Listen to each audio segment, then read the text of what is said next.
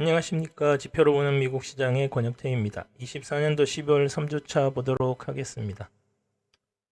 일단 주요 지표들부터 보면 첫 번째 레드북 소매 판매 지표인데요. 추수감사절에 블랙 프라이데이도 있고 해서 좀 지나니까 좀 줄은 모양입니다.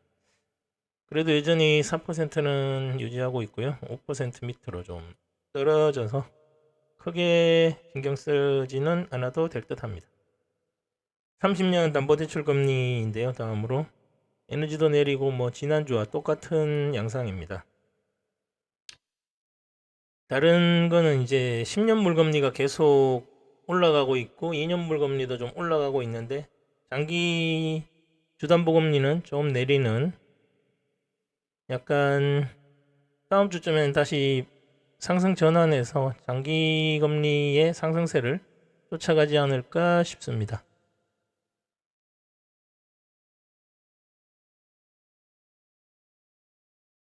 다음으로는 비농업 생산성인데요. 생산성은 계속해서 올라가고 있습니다. 기업들마다 아직 AI가 EPS 쪽으로는 좀 천천히 올 것으로 이번 주에 여러 가지 기업들 발표에서 나타났지만 어떤 생산성 부분에서는 계속 상승해서 미국 경제 성장을 뒷받침하고 있습니다.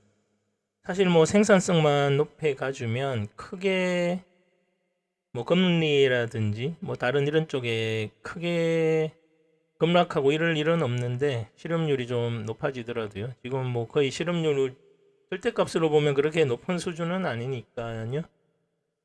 생산성이 이렇게 올라가는데 지금 그래서 장기금리가 따라 올라가고 있는, 그래서 연준에서 금리 인하를 어떻게 할지 이게 좀 문제가 될 수도 있습니다.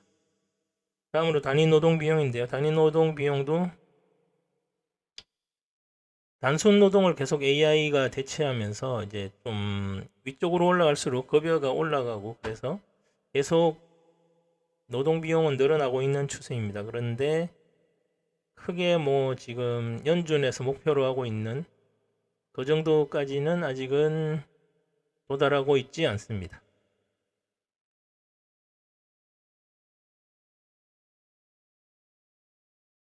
네, 다음으로 소비자 물가 지수인데요. 이게 지금 내려왔다가 올라가고 있습니다. 제일 큰 문제는 이제 유동성을 계속 통화량을 공급하고 있으니까 이런 일이 일어나는 거죠. 금리도 계속 이제 내려오고, 그러면서 흔히들 얘기하는 중립금리가 어딘지 모르지만 계속 중립금리도 아마 상승 추세에 있지 않을까, 다들 그렇게 걱정하고 있습니다. 푸드하고 에너지를 제외한 핵심 소비자 물가 지수도 꾸준히 이 수준을 유지하고 있습니다. 이렇게 되면 연율 단위로 환산하면 지금 거의 3.6%가 되는 거고요. 연준 목표인 2%에는 이제 점점 멀어지고 있는 거죠. 왜냐하면 이 뒤에 나올 지표들을 보면 좀 많이 우려가 되는 부분이 있습니다. 생산자 물가 지수를 보면 계속 상승하고 있고요. 이 생산자 물가 지수보다 조금 더 빠른 게 수입 물가인데, 수입 물가도 계속 야금야금 상승하고 있습니다.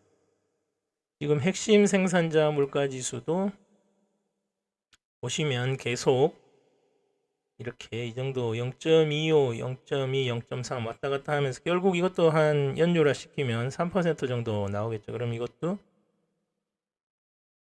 연준 목표 2%로 가기는 좀 어려워지는 상황이 아닌가. 왜냐하면 계속 물가가 오르고 있고, 이게 참 보면 물가 오르는 초기 형태입니다. 근데 계속 통화량을 풀고 있으니까 재정 건전화가 이루어지고 GDP가 올라가서 이게 안정화된 상태가 되는 게 이제 다시 어려워지고 있는 그런 상황이 오고 있습니다. 그래서 이번 주에 금리가 계속 올라갔고, 지금 시장에도 야금야금 지금 상승을 못하고 횡보하고 있는 거죠.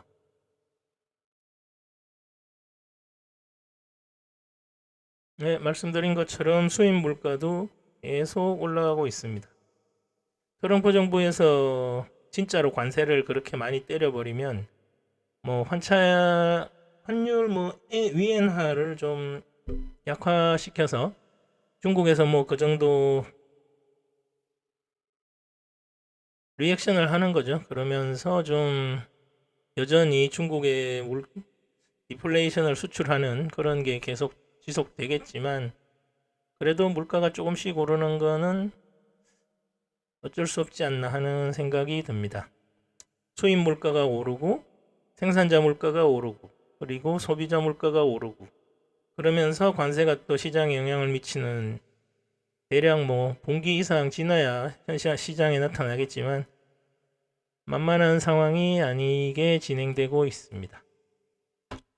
그래서 보시면 2년물 선물은 계속 올라갔습니다. 4.19, 4.4을 넘어 찍었는데 지금 이제 계속 이번 주 들어서 계속 올라갔습니다. 시장이 그러니까 빅테크들의 EPS 상승이라든지 금리 인하라든지 트럼프 행정부의 인사가 거의 확정되면서 불확실성이 많이 거쳤음에도 불구하고 좀 그렇게 시장이 올라가지 못하고 있는 이유가 여기에 있습니다.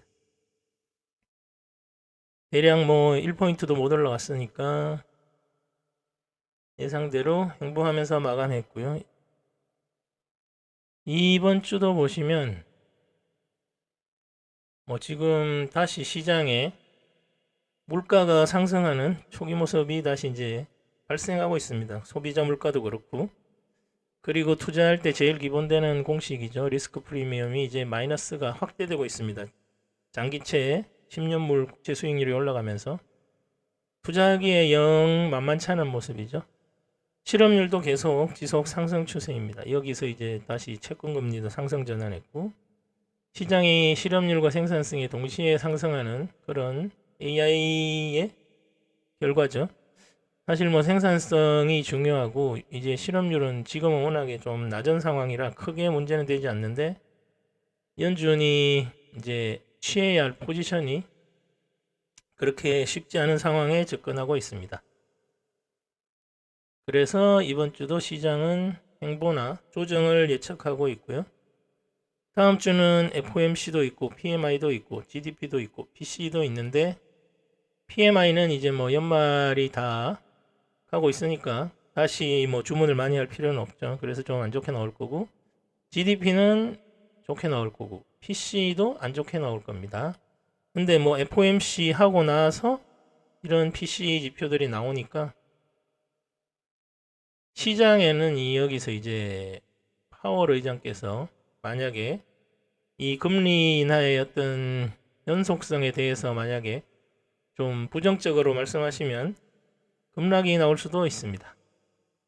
시장이 지금 가장 중요한 게 금리 인하 추세에 있기 때문에 이런 상승장이 나타나고 있는 건데 유동성도 공급되면서 금리를 다시 더 이상 내리기가 쉽지 않다 뭐 이런 쪽으로 멘트를 의미심장하게 날리시면 시장이 뭐 쉽지 않죠 상승하기가. 그리고 또 주말에 만약에 금리 인하 못할 것 같으면 또 시장에 암시를 줄 텐데 이런 것들이 만약에 나오면 월요일장부터 선물 하락하면서 시장이 안 좋아질 가능성이 매우 높습니다.